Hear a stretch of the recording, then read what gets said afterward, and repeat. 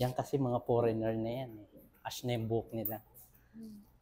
Check ko lang muna yung buhok mo ha, kung anong history niya.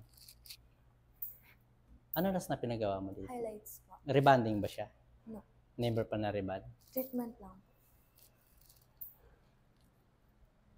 Kasi mo dehydrate na yung buhok mo.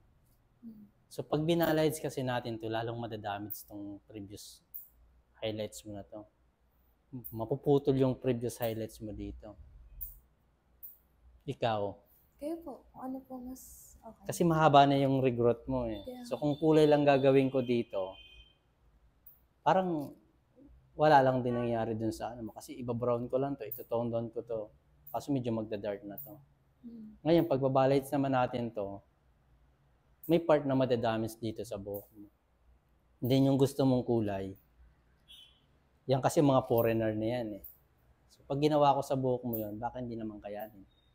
Siguro magagawa ko yung kaya lang ng buhok mo, pero may part na magdadry dyan. Kamusta?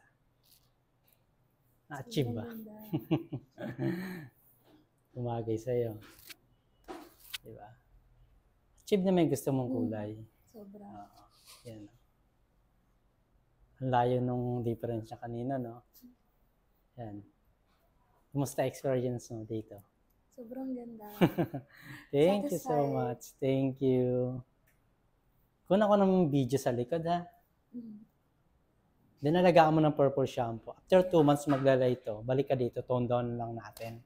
Hindi na natin siya i-bleach. Okay, thank you.